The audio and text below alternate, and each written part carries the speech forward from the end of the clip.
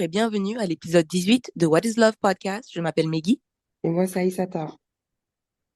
On est contente de vous retrouver pour cet épisode aujourd'hui que je trouve très très intéressant comme les autres, mais on va aborder un nouveau sujet. Je pense qu'on n'a jamais abordé ce sujet-là, hein, Aïssata?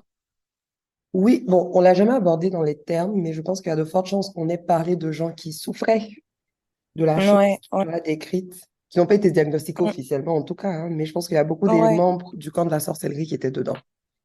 ouais, ouais, je pense aussi.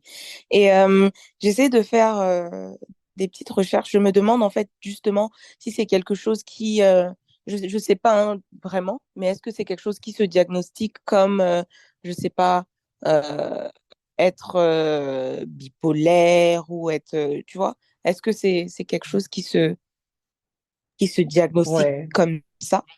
En vrai, je Parce sais que, pas, mais hein. j'imagine que ça doit être plus difficile même à diagnostiquer, du coup, s'il faut que ça le soit officiellement. Ouais. Et pour donner du contexte à ceux qui nous écoutent, on parle de pervers narcissiques. Et Mhm. je pense qu'être un pervers narcissique, c'est plus, comment dire, j'ai l'impression que ça définit quelqu'un, mais c'est pas une maladie Mhm. mentale.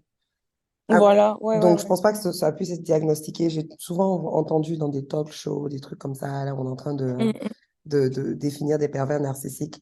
J'ai l'impression qu'il y a eu une phase aussi où c'était hyper, peut-être même trop utilisé pour décrire toutes sortes de Oui, personnes effectivement, problématiques à un moment totalement. donné. Oui, effectivement, c'est ce à quoi je pensais à la fin de l'épisode, en écoutant l'épisode, parce que je me suis dit que moi aussi, à un moment, je pensais que j'étais sortie avec un pervers narcissique. Tu te rappelles? Moi, moi, je pensais, tu vois. Et mec, Mais pardon, en fait, en j'ai écoutant, failli demander lequel. Donc, j'ai failli demander lequel. en- Donc, nous, on va pas rentrer dans ça. non, mais juste, je voudrais dire que l'épisode, elle m'a ouvert, en fait, l'esprit ou m'a peut-être forcé à vraiment me rééduquer sur le terme. Et du coup, non, c'est quelqu'un qui était peut-être très confiant et très, déjà même célèbre, en fait. Et donc, je pense qu'il utilisait son image pour faire ce qu'il voulait, en fait. Mais Ah ça n'a oui, peut-être rien à voir avec le fait d'être pervers narcissique, tu vois. ouais. Mais je pense à des fois où je viens de penser, en fait, ce matin, au fait que j'ai déjà vécu avec, en fait, une perverse narcissique.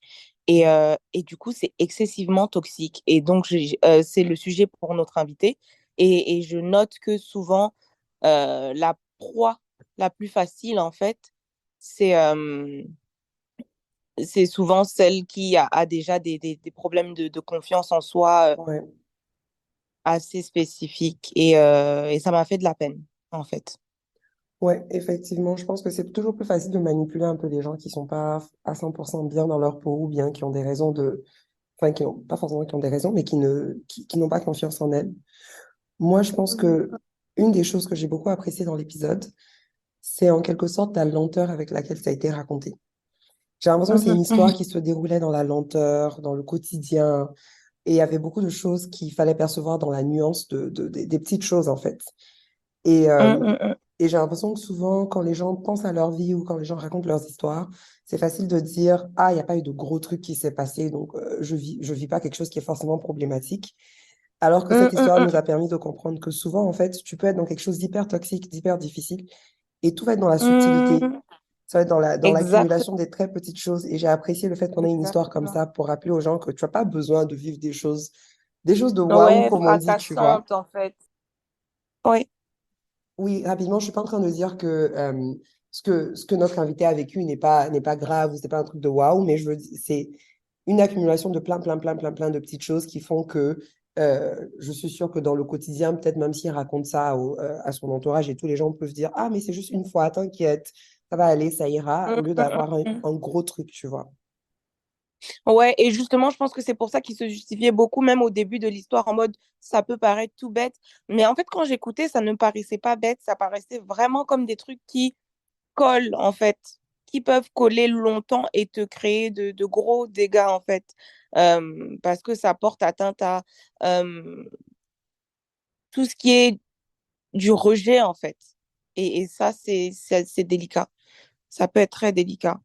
Euh, En tout cas, c'est un rappel que on n'a pas besoin de vivre quelque chose de fracassant pour que ce soit, Ouais, euh, ça peut être que ce soit handicapant, quoi. ouais. Autre chose aussi que je remarque, je sais pas hein, ce qui s'est passé cette saison, parce que c'était absolument pas notre intention, mais on a beaucoup d'histoires de femmes qui sont dans le camp de la sorcellerie, en fait. J'ai l'impression que Mm. cette saison, les hommes ont pris la parole. Parce que là, c'est Et quoi? moi, C'est la je suis troisième trop histoire? contente. Je suis contente qu'ils aient pris la parole parce qu'on, justement, parce qu'on finit par penser que le camp de la sorcellerie, c'est que pour les hommes, en fait. Mais je pense que c'est pour toute personne toxique, quoi, Ouais, au final. ouais, vraiment. Donc, en tout cas, les hommes, merci, hein. Continuez de venir. Nous sommes gentils. On mord pas. On Mhm. aime bien Mhm. écouter vos histoires. So, on vous attend. Mhm. Et moi, j'ai plus rien à dire. Toi, Ma chère cette Fat, fois-ci, pas de spoiler. pas de spoiler. Pour une fois, on va vous laisser. Bah, en fait, on a spoilé quand même, en vrai, la conclusion, Bon. vite fait. Ah ouais. Tu vois, genre, dans l'épisode de notre invité, c'est à la fin, il a dit, ouais, c'était une perverse narcissique. Donc, oups. En On- fait, on spoil tous les épisodes. Ok, cool. Cool. Ok, Vasso. Ça va aller. Vous avez dit que vous aimez nos introductions, donc voilà, on introduit. Ou bien vous sautez l'introduction et puis vous allez. Ouais. Bref. En tout cas, bonne écoute à vous. Et puis, on tient aussi à vous préciser qu'on tire vers la fin de la saison, hein. Donc, Ouais, on c'est part vrai. bientôt en vacances, mais en attendant, profitez des derniers épisodes qui viennent vers vous. Ouais. Bonne écoute. Bye. L'histoire que je vais vous raconter en ce jour, puis son origine, en mon sens, dans mon enfance, et surtout dans la relation que j'ai pu avoir avec mon père, qui n'est pas la même aujourd'hui, qui a beaucoup évolué, qui se porte à merveille même, je dirais. Mais en mon sens, ça n'a pas toujours été le cas. Quand je suis né, mes parents étaient déjà séparés. La grande partie de mon éducation a été assurée par ma mère. D'une manière générale, je peux dire que j'ai eu une enfance heureuse, normale. Je n'ai jamais manqué de rien, dans le sens où mes besoins primaires étaient satisfaits. J'avais un toit, je mangeais à ma faim, j'étais scolarisé dans une bonne école, etc. Mais en prenant du recul, l'adulte que je suis estime que un besoin en particulier n'a pas été satisfait. Et je pense que c'était le besoin émotionnel. Alors, bien entendu, pardon, ma mère me donnait de l'amour, hein, mais je pense que j'ai davantage ressenti ce vide affectif là côté paternel. En gros, mon père était présent physiquement, même si je le voyais uniquement que lors des vacances. L'année scolaire, j'étais plutôt chez ma mère. Physiquement, financièrement, mais j'estime qu'il était assez absent émotionnellement. Et c'est des années plus tard, bien entendu, notamment au travers de l'histoire que je vais vous raconter tout à l'heure, que je me suis rendu compte de l'impact que cette relation-là a pu avoir, bah, notamment sur mes relations amoureuses. Et également sur la personne même que je suis, enfin, au regard de ma personnalité. J'ai un grand frère, un petit frère et deux petites sœurs, dont une que ma mère a eue avec un autre père, enfin avec un autre monsieur, pardon. Et parmi les enfants de mon père, je me suis toujours considéré un peu comme étant le mal aimé, la personne un peu rejetée qui en fin de compte avait du mal à trouver sa place, quoi, tout simplement. Donc ça fait que je me suis assez vite renfermé sur moi-même. Je n'avais pas souvent mon mot à dire, surtout vis-à-vis de mon paternel. Un peu comme si mon avis ne comptait pas, quoi. La priorité, c'était va à l'école, ramène-nous de bonnes notes. On en reste là, quoi. Donc, pour moi, sans doute, alors consciemment ou inconsciemment, à ce jour, je n'ai toujours pas la réponse. Je pense qu'elle viendra un jour. Mon père faisait une forme de différenciation hein, entre mes frères et moi. En tout cas, moi, c'est comme ça que je le percevais. Je suis sûr que s'il m'entend aujourd'hui dire ça, il sera vert de colère, mais bon. Donc, j'ai grandi en intériorisant beaucoup. Beaucoup de choses, beaucoup de douleurs, beaucoup de peine, de tristesse. Ça fait de moi également quelqu'un qui a peur de blesser les autres, de faire du mal aux autres, parce que je me disais, je sais c'est quoi avoir mal, et moi, mon mal-être, en gros, je l'intériorise, et donc j'avais en horreur de, de blesser mon prochain. Donc j'étais quelqu'un, je pense que je suis toujours quelqu'un qui fuit le conflit. Alors beaucoup moins aujourd'hui, mais je fuyais pas mal le conflit. Je n'aimais pas les problèmes, donc j'avais tendance à laisser passer beaucoup de choses sans forcément réagir, alors que je devais le faire. Donc j'ai accumulé toutes ces choses-là et notamment un manque réel de confiance en moi. Au regard de cette relation-là, je vais dire compliquée à l'époque avec mon père. En général, alors j'en parle pas souvent, mais quand je parle un peu de cette histoire, enfin, de mon enfance, il y a deux événements qui me reviennent à l'esprit. Le premier, il remonte à la troisième. Donc à la troisième, bon, j'étais pas quelqu'un qui demandait beaucoup de choses, notamment à mes parents, à mon père en particulier. Et donc, de son propre chef, me dit comme ça, bon, écoute, si tu as ton BPC, je t'achète un ordinateur. Bon, bah, ok.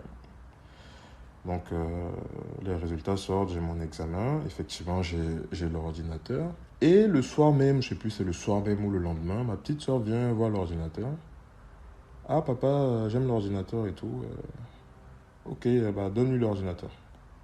Ça a l'air de rien comme ça quand je raconte ça, mais c'est de 3 ans ma cadette. Elle n'avait pas forcément besoin. Alors, je ne sais même pas si elle savait utiliser même un ordinateur à l'époque. Donc c'était un moment quand même assez marquant parce que pour euh, récupérer ensuite un nouvel ordinateur, c'était toute une histoire. Comme si je demandais la mer à boire, comme si c'était la fin du monde.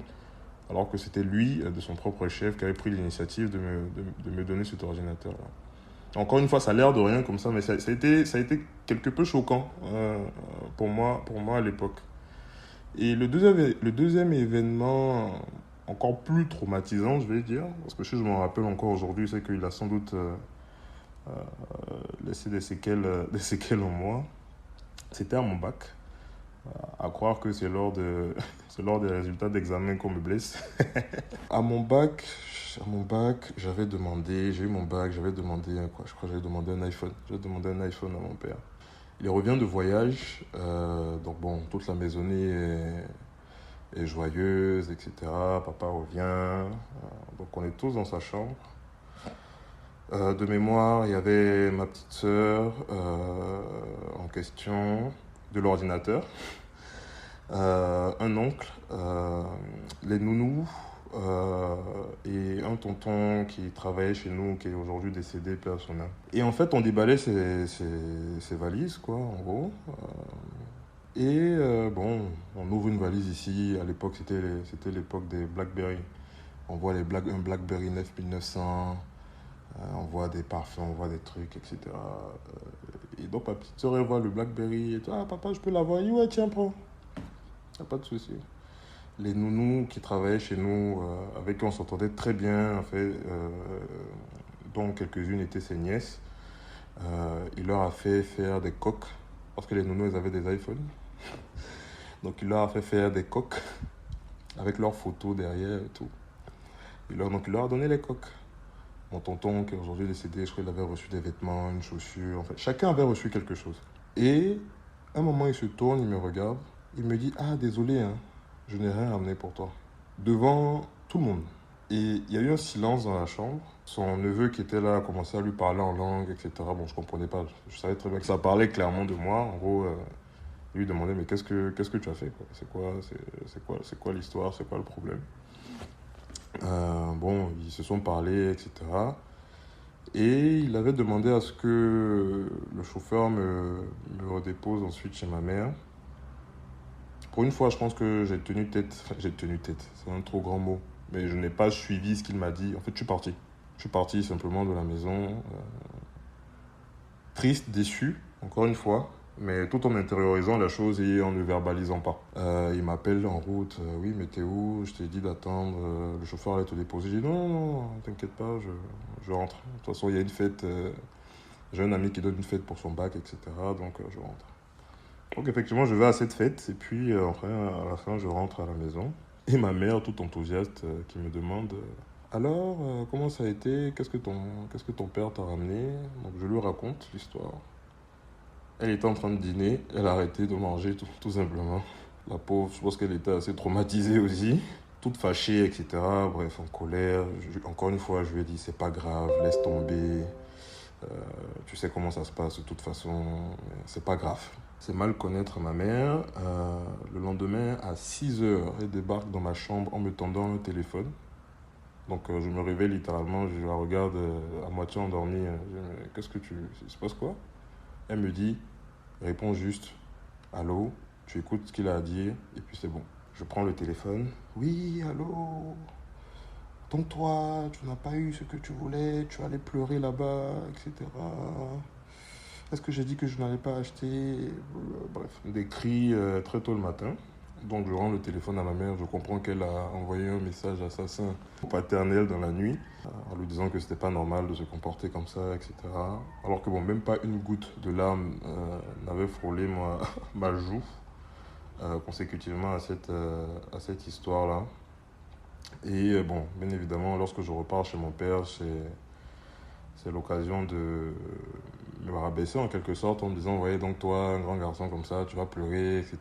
parce que tu n'as pas eu ce que tu voulais. Bon, mon père c'est quelqu'un, tu ne lui forces pas la main. S'il n'a pas décidé de faire quelque chose, il ne le fera pas. Finalement, j'ai eu l'iPhone, je pense un an après ou quelques mois après, je ne sais plus.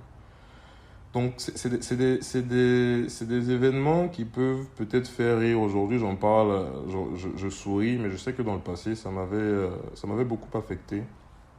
Et c'est des choses que, voilà, que j'ai eu à intérioriser, à garder en moi. Et donc, j'ai grandi avec ça. J'ai grandi avec ce réservoir émotionnel-là, j'ai envie de dire à moitié vide ou pas pleinement comblé, notamment le côté paternel. Et c'est maintenant que va débuter véritablement notre si belle histoire. Je pars à l'étranger pour mes études supérieures. Et donc en première année, je rencontre cette fille en question qui deviendra ma meilleure amie, quoi. Donc on traînait ensemble souvent à l'université, pas trop en dehors, mais bon, ça arrivait qu'on se voyait quand même de temps en temps avec un autre ami qu'on avait en commun. Les résultats du premier semestre arrivent et en fait, c'était pas la filière qu'elle souhaitait faire initialement. Vraisemblablement, elle a été forcée par ses parents, donc ça s'est ressenti dans les résultats. In fine, elle a pu les convaincre de quitter l'université, d'intégrer une autre école, ce qu'elle a fait, et plus aucune nouvelle. Alors, ça va paraître bizarre, mais je n'avais pas son numéro. Je n'avais plus aucun contact avec cette personne, et il s'est écoulé 4 ans. 4 ans où bon, j'ai eu une relation que je vais peut-être pas développer ici. Et on va faire un gros saut dans le temps. On va passer de la licence à l'année de master. Donc je candidate pour des masters. Mon premier choix est un échec. Et donc je me rabats sur mon second choix. Et avant de faire ce second choix-là, je pars dans cette école. C'était une journée porte ouverte pour avoir des informations par rapport à cette formation et qui je trouve à l'entrée de l'école, notre cher ami. 4 ans plus tard. Donc c'est moi qui la reconnais, la remarque en premier. Et en fait, l'école euh, dans laquelle je l'avais accompagné il y a 4 ans de cela pour prendre des prospectus, en fait, c'est cette même école-là. Donc je prends les informations. Et on se quitte comme ça. On reprend contact, enfin je reprends son numéro, un de ses comptes sur les réseaux sociaux. Et puis voilà, on se parle de temps en temps. Je pars en vacances euh, et, je, et je reviens, bah, j'intègre cette école. Et j'ai envie de dire, notre complicité est très vite revenue. Et elle va basculer progressivement dans... Oui, enfin, disons les choses clairement. Donc il y a des sentiments, j'ai envie de dire amoureux, qui vont commencer à naître, je pense d'abord de mon côté. Je comprends qu'elle a un copain, mais bon, c'est assez compliqué.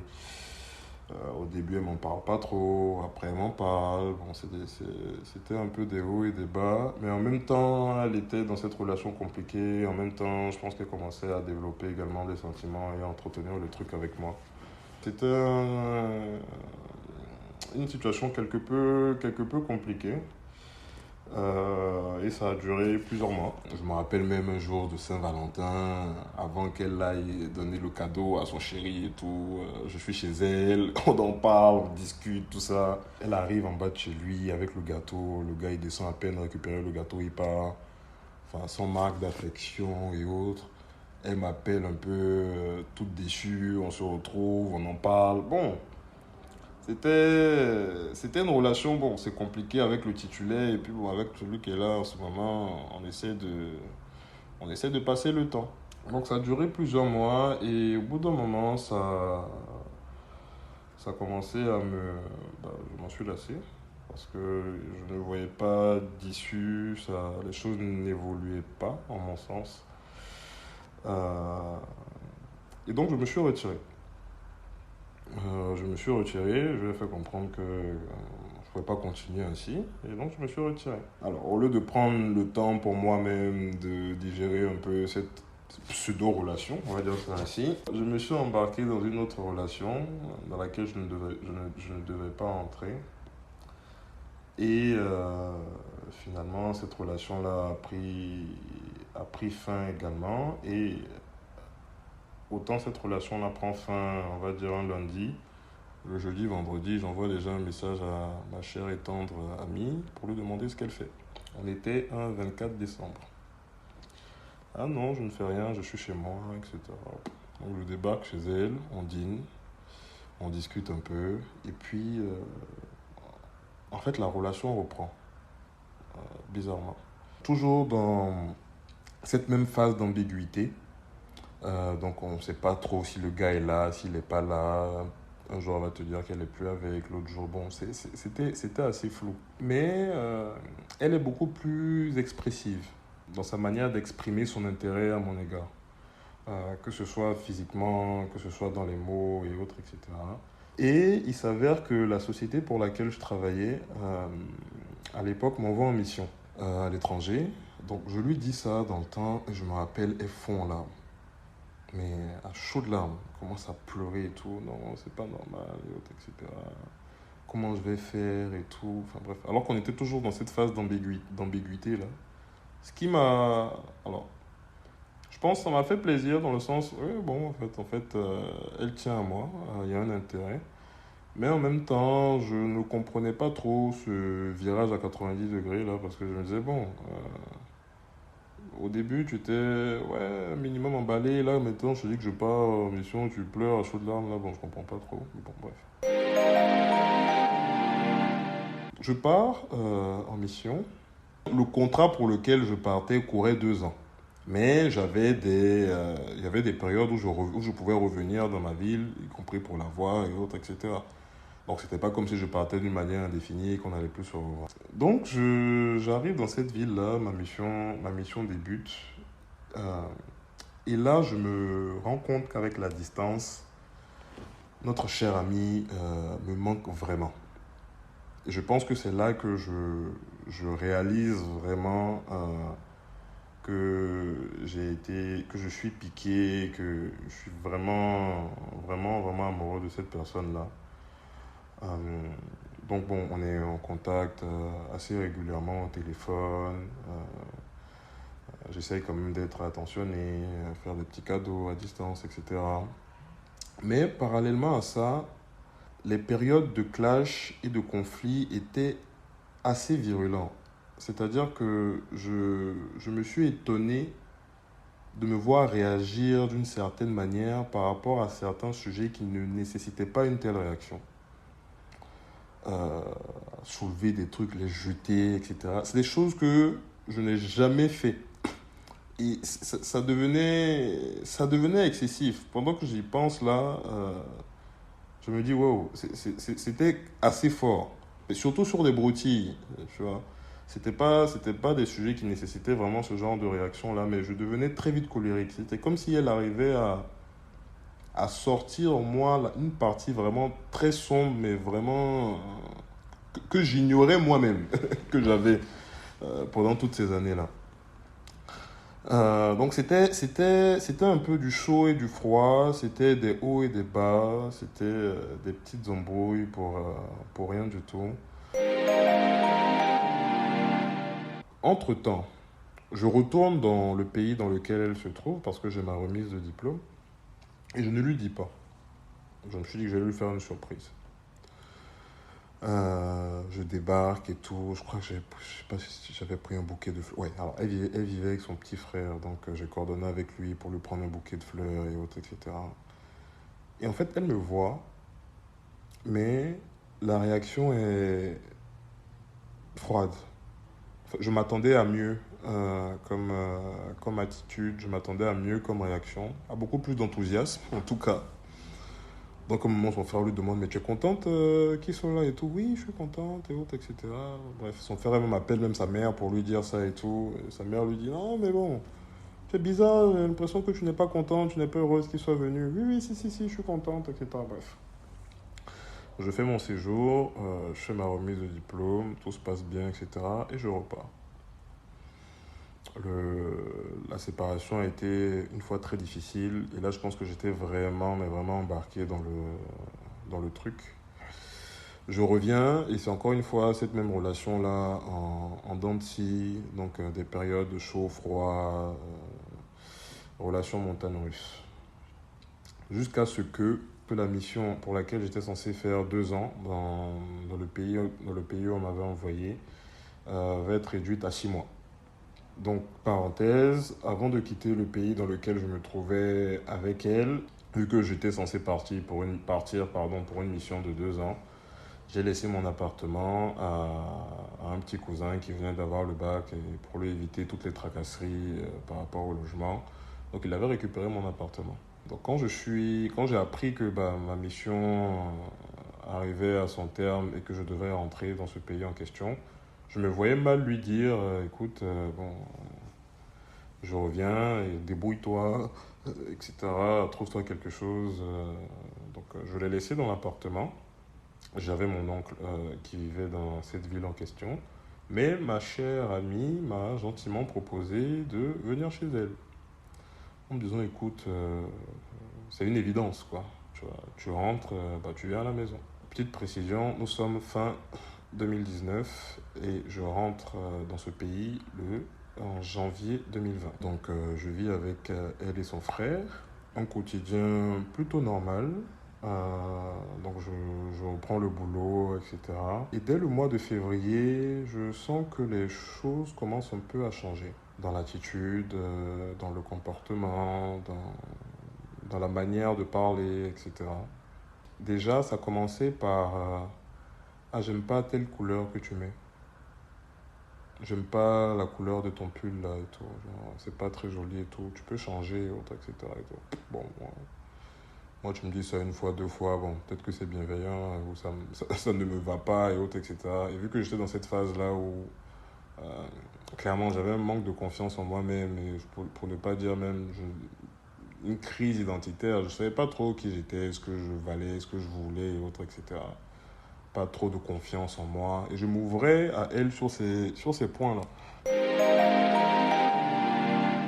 Donc ça commençait comme ça, avec des petites phrases, des petites piques, par-ci, par-là, des petits conflits. Je me rappelle que lorsqu'on se prenait la tête, c'était toute ma journée de travail qui était littéralement gâchée, quoi. Et avec cette blessure du rejet là que j'avais vraiment peur que la relation se termine. Donc je pouvais être au boulot, à l'appeler, à chercher à régler le conflit, à régler le problème, à toujours vouloir fuir l'opposition parce que j'avais peur en fait tout simplement du rejet. En fait, je glissais tout doucement mais gentiment dans de la dépendance affective en fait. tout ce que j'étais, tout ce que je représentais, tout ce que je faisais était conditionné par son aval, conditionné par son opinion, par son avis et autres, etc. Des soirs, lorsque je finissais le boulot, on dirait un vieux couple, un vieux mari qui a des problèmes avec sa femme et qui ne veut pas rentrer chez lui, qui va faire la tournée des bars avant de rentrer complètement déchiré. Moi, c'était peut-être pas la tournée des bars, c'est la tournée, enfin, je marchais un peu dans le quartier et autres, etc. C'est vrai que je retardais au maximum le retour à la maison parce que j'appréhendais le conflit et j'appréhendais la tension. Et je me souviens que pour rentrer chez elle, je passais toujours devant un poste de police et à chaque fois que je traversais le poste de police, je ressentais une douleur dans le dos. Alors, c'est assez étrange et quand je lui en parlais, bon, elle banalisait le truc, ouais, arrête de soulever des trucs lourds et autres, etc. Ménage-toi, enfin bref, je ne comprenais pas trop. On rentrait dans une forme un peu de toxicité de la relation, tu vois. Bon, ces termes-là, après, je ne dirais pas que je les connaissais pas, mais je ne les employais pas. Ou en tout cas, je ne voyais pas toutes ces choses-là pendant que j'étais encore dans la relation. On va entrer en période Covid et ces tensions-là vont aller grandissantes jusqu'à un jour où on était bientôt à l'approche de son anniversaire et cette personne-là aimait beaucoup les gâteaux, les pièces montées. Et il s'avère que bah, où on était juste à côté, il y avait une pâtissière qui faisait de très bons gâteaux. Donc bon, j'avais pris attache avec elle via Instagram. Elle était assez réticente au regard de la crise sanitaire, à avoir tout contact avec l'extérieur. Bon, c'était assez compliqué pour les déplacements et autres. Et je me rappelle, j'étais en télétravail dans la chambre et elle était au salon, mon amie, ma chère et tendre en question. Et donc j'étais en réunion, donc pendant que je suis en réunion, je communique avec elle sur Instagram, sur le téléphone, parce que bah, bien évidemment, je ne peux pas me déplacer pour aller la voir et lui parler. Donc je lui parle et tout, elle répond pas au message. Donc je finis ma réunion, je vais la voir dans le salon et je lui explique, je lui dis mais qu'est-ce qui se passe? Je t'ai envoyé des messages, j'attendais ton retour, etc. Pour caler le truc avec la table. Elle me répond pas. C'est-à-dire que je lui parle, je crois qu'elle est en train de jouer à la console d'ailleurs. Elle ne me répond pas. Je lui parle une fois, deux fois, trois fois, elle ne me répond pas, elle me regarde même pas, à peine. Et au bout d'un moment, elle se lève, elle jette la manette. Et puis, avec un air exaspéré, elle me dit, mais comment ça on est dans le même appartement, etc.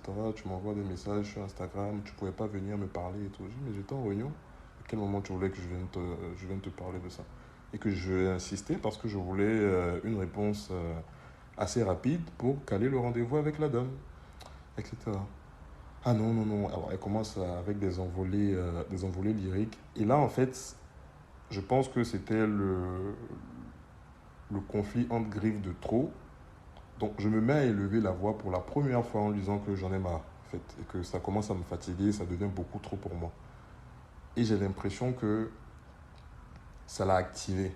C'est-à-dire que lorsque je ne réagissais pas et que je laissais couler les choses et que les choses passaient crème, euh, ça la frustrait. Et lorsqu'elle a entendu une réaction de ma part, elle a commencé à me sortir des paroles assez blessantes où elle me dit tu sers à rien, tu ne m'apportes rien, que tu sois là ou que tu ne sois pas là, ça ne sert à rien du tout, etc. Et il y a une parole en particulier qui m'a assez blessé. Elle me dit les gens te mentent, ta mère te ment. Donc je la regarde et je lui dis mais dans ma tête je dis mais hein? Ma mère me ment, enfin, je comprends pas. Que ce que les gens disent de toi, etc., ne pense pas que c'est la vérité, les gens te mentent, euh, toi tu as un problème, etc., tu cours après moi dans les toilettes pour pouvoir régler, parce que j'étais toujours dans cette démarche-là, voilà, de venir régler, de venir solutionner le problème. Ta mère te ment. Et je l'ai regardé comme ça, j'étais tellement choqué, je n'ai rien dit, je suis parti, je suis rentré dans la chambre, j'ai continué mon travail. Et les choses se sont apaisées par la suite.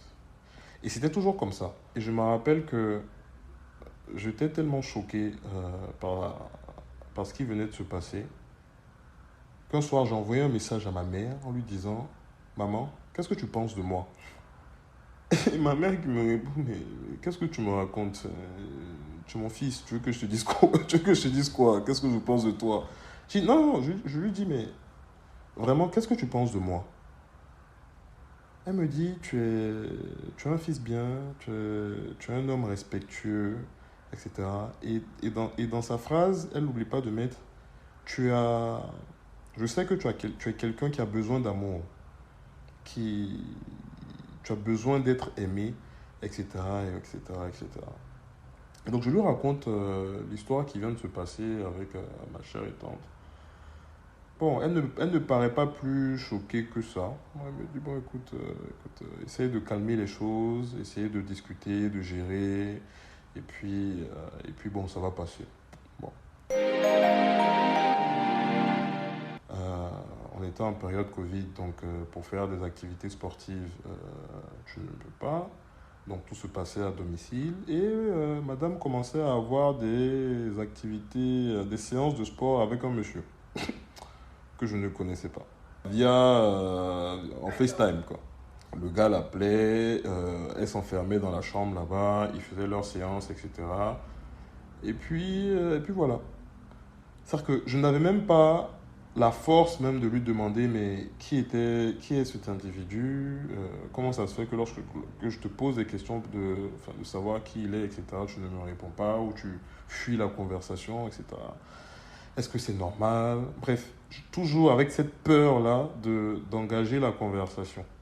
Un jour, je prends son téléphone et en fait, je vois qu'elle a été, il y a un mon chéri ou mon amour, enfin, je sais plus, etc. Et je lui demande c'est qui? Elle me dit c'est un ami. Je dis, ah, c'est un ami. Ton ami, tu l'appelles mon chéri, mon amour, et moi, c'est mes initiales. Mais, enfin, c'est quoi, il se passe quelque chose? Tu es en couple ou quoi? Et je lui dis ça comme ça en rigolant. Elle me dit, t'inquiète pas, lorsque je serai en couple, je te dirai. Donc, elle me sort, bah écoute, lorsque je serai en couple, je te dirai, mais ça ne me... sur le coup, ça me choque, ça me fait mal, mais je ne dis trop rien, en fait. C'est-à-dire que je prends l'information comme ça et puis je continue ma vie. Donc, le quotidien, vu que j'étais en télétravail, ça commençait à devenir une véritable pression. C'est-à-dire que les matins, je me réveille, je suis au salon, je travaille, et le simple fait de l'entendre sortir de la chambre ou d'entendre ses pas, j'avais une boule au ventre. J'avais une boule au ventre. C'est-à-dire que j'anticipais à chaque fois le conflit, j'anticipais à chaque fois une parole violente. Et je savais très bien, au fond de moi, que je ne saurais réagir face à cette situation-là et que j'allais être blessé. Donc c'était constamment comme ça. On pouvait être en groupe, parce qu'on arrivait quand même à tricher de temps en temps, à faire venir des gens à la maison, notamment pour son anniversaire. Donc avec les gens et autres, etc., elle va être normale, les choses se passeront normales. Mais dès que son regard se fixe vers moi ou se redirige vers moi, le visage était fermé. Le visage changeait, genre du tout au tout. C'était vraiment assez étrange quand même comme situation. Et je ne pouvais pas en parler, alors à part la seule fois où j'ai envoyé ce fameux message-là à ma mère pour lui demander ce qu'elle pensait de moi. Mais je ne pouvais pas en parler parce que j'étais quelque peu désabusé, quoi. Au regard de la situation, c'était assez confus. Et il s'avère que le cousin que que j'hébergeais chez moi, a trouvé un appartement. Et donc, je pouvais en fait regagner mon appartement. Donc, pour remercier notre cher ami ainsi que son petit frère de m'avoir hébergé, je me débrouille pour lui confectionner un autre gâteau, une autre pièce montée, etc. Où j'écris assez distinctement et en grand caractère merci, cher ami, et merci à ton petit frère, avec leur prénom sur le gâteau, etc. Et c'est une surprise, donc je sors un peu à leur insu en disant que je vais faire une petite course et tout. Je débarque, je mets le gâteau dans la cuisine et je vais qu'à mes occupations, je continue mon travail comme si de rien n'était. Et je vois, elle rentre dans la cuisine avec son petit frère, elle prépare et autres, etc. Et elle demande en fait à son petit frère de prendre le gâteau et de le mettre au salon. Sans aucune réaction, sans aucun merci et autres, etc. Je précise, les prénoms de la dame en question et du petit frère étaient écrits assez distinctement sur le gâteau. Donc sans aucune réaction, etc. et tout. Donc je ne comprends pas. Bon, je fais ma vie, je fais mon travail et autres, etc. Et c'était le lendemain que j'étais censé quitter chez elle pour récupérer mon appartement. Donc le soir, enfin, à la tombée de la nuit, je la vois. Je lui dis, mais tu n'as pas vu le gâteau, etc., que je ramenais et tout. Elle me répond, ah, c'est pour moi, je ne savais pas. Moi, je pensais que j'avais pris ça pour partir et pour ramener ça à quelqu'un d'autre. Je lui dis, mais c'est une blague. C'est ton prénom que j'ai écrit là ou pas? C'est pas le prénom de ton petit frère? Donc, à qui est-ce que je vais offrir ce gâteau si ce n'est à vous? Enfin, je ne comprends pas en fait. Là, elle me dit, oui, non, mais toi, c'est toujours comme ça, etc. Comment tu vas acheter un gâteau, etc. Et puis tu viens, tu déposes ça dans la cuisine, tu dis pas, moi je sais pas, peut-être que tu avais prévu de donner ça à quelqu'un d'autre, etc. J'ai dit, mais il y a ton prénom dessus. Tu veux quoi à la fin, en fait? Et en fait, je vais prendre le gâteau et je reviens devant elle, je lui remets le gâteau en main en lui disant, bon, voilà, je souhaitais te dire merci pour l'hospitalité, pour ces 3 mois passés et autres, etc. Enfin bref, c'était des gamineries comme ça au quotidien. Donc, je rentre chez moi. Euh, je suis quand même assez content et soulagé de retrouver mon intimité, quand même, de me retrouver moi-même, ne serait-ce que ça. Parce que j'estime que ces 3 mois-là avaient été assez éprouvants quand même émotionnellement. Et on continue à parler, mais c'est très froid, c'est très distant. Je lui fais savoir ça. Elle me dit, ah bon, non, enfin, moi je ne remarque pas ça. Mais peut-être que c'est parce que tu n'es plus là, etc. Bref, elle trouvait des échappatoires comme ça et tout. Et parce que dans le passé, enfin, alors, avant que je revienne, je fais un petit retour en arrière. Avant que je ne rentre définitivement chez moi, elle a eu également sa période de remise de diplôme. Son père est venu. Donc, bien entendu, je n'allais pas rester dans l'appartement pendant que son père était là. Donc je suis parti, j'ai dormi chez une amie pendant un laps de temps. Mais dès que je n'étais pas à proximité d'elle, etc., c'est comme si elle sentait que la personne lui échappait. Donc très régulièrement, c'était quand est-ce que tu reviens? Quand est-ce que tu reviens? Quand est-ce que tu reviens? Donc je lui disais, bah, tranquille, ton papa est là, il n'y a pas de problème. Dès que tu finis ta cérémonie, qu'il finit son séjour, je reviens, il n'y a pas de souci. Et encore une fois, tu vois, c'est ce chaud et ce froid, c'est ambivalent, c'est... Tantôt tu es satisfait et tu es content parce que tu te dis, bah, en fait, la personne veut de ta présence, etc. Mais lorsque tu es à côté d'elle, bah, en fait, c'est le contraire. On aura une conversation qui, en fait, en moi, va créer un déclic. C'est-à-dire qu'on discutait d'un sujet. Il y avait un monsieur qui avait perdu sa femme. Un sujet, encore une fois, très bête. Un monsieur qui avait perdu sa femme. Et bon, c'est des personnes connues. Donc le sujet faisait assez polémique sur les réseaux sociaux. D'aucuns l'accusaient d'être à l'origine, en fait, de la mort de sa femme, de l'avoir battue et autres, etc. Et bon, donc on parlait comme ça du sujet. Et donc je lui fais part de ces rumeurs-là qui sont relayées sur les réseaux en disant, voilà, peut-être qu'il y a des gens qui disent que c'est lui qui l'a tué, et autres, etc. Et là, tout de suite, elle rentre dans une colère, là. Oui, vous êtes toujours comme ça, vous dites ça, est-ce que vous étiez là-bas, est-ce que vous avez vu, et autres. Et bref, à un moment, ça me saoule et je lui dis, passons. Et comment je dis passons, c'est changeant de sujet, quoi. Et là, elle me dit, passons, je te souhaite ça. Je lui dis, tu me souhaites quoi? Elle dit, je te souhaite ça. Je te souhaite que tu perdes quelqu'un. Et lorsque tu viendras me dire, je te dirai, passons. Parce que tu vas venir m'en parler, je te connais. Et lorsque tu m'en parleras, je te dirai, passons. Et je pense que j'ai vu le message. Et dans ma tête, ça a été le déclic. Et encore, vous allez m'insulter tout à l'heure, vous inquiétez pas. Je lui envoie un message pour m'excuser de ne pas m'être fait comprendre et de ne pas avoir employé le bon terme et lui expliquer véritablement ce que j'entendais par passion. Pour vous montrer en fait le degré de dépendance dans lequel je pouvais me trouver à cette étape de ma vie. Et elle n'a jamais répondu à ce message-là.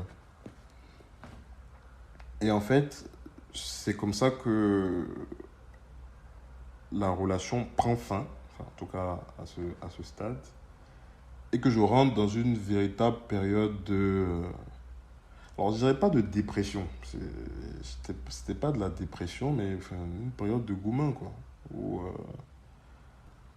donc, chaque jour, tu te réveilles avec la boule au ventre, en espérant recevoir un message, un appel de la personne qui va s'excuser. Même si elle ne s'excusait pas même. Je sais très bien qu'à l'époque, même si elle ne s'excusait pas et qu'elle revenait comme une petite fleur, la relation aurait... la relation, si je peux appeler ça une relation en tout cas, cette chose-là se serait perpétuée dans le temps.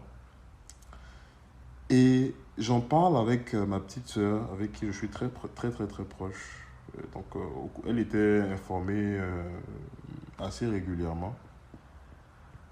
Et à un moment, elle m'envoie un document, enfin, elle m'envoie une analyse qui parle de gaslighting.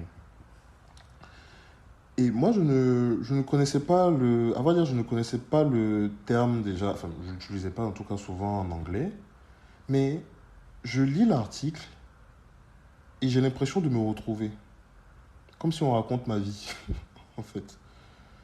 Et donc, dans mes recherches, je vois que la traduction, la traduction à laquelle ça ramenait le terme, et enfin, selon les analyses que je lisais, c'était le fameux terme de pervers et perverse narcissique.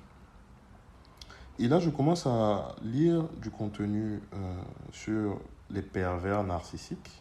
Et je me rends compte qu'il y a déjà très peu de contenu sur les perverses narcissiques. Et au fur et à mesure, mes yeux s'ouvrent en fait. Au fur et à mesure, je comprends ce qui m'arrive. Je tombe sur des contenus d'un monsieur en pleurs qui raconte comment sa femme est PN et qu'elle met en jeu sa relation avec ses enfants et autres, etc., etc., etc. Et je comprends en fait que j'ai été confronté à ça. Je pense qu'à l'époque, et je pèse mes mots, tous les contenus qui pouvaient exister sur les pervers narcissiques, je les ai tous lus.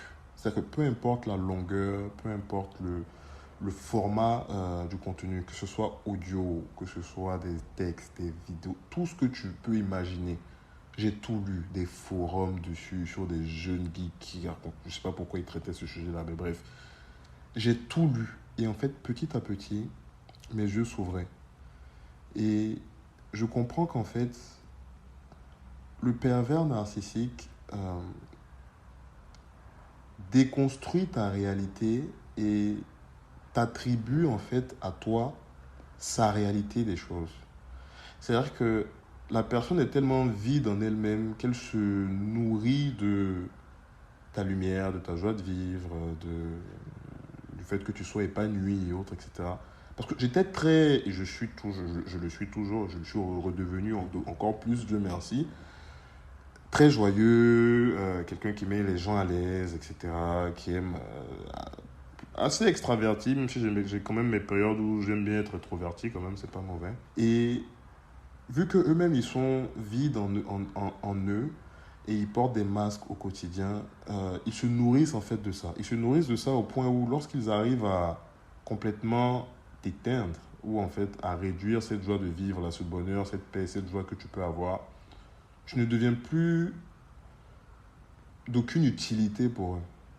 Parce que tu redeviens comme eux, en fait, en fin de compte. Et ça ne les intéresse pas. Et vu que j'ai compris que vu que j'étais dans cette période-là au plus bas, bah, en fait, elle n'avait plus aucun intérêt, il n'y avait plus aucune passion, il n'y avait plus aucun désir, aucune volonté de créer quelque chose, de faire quelque chose. Et il fallait rechercher quelqu'un d'autre.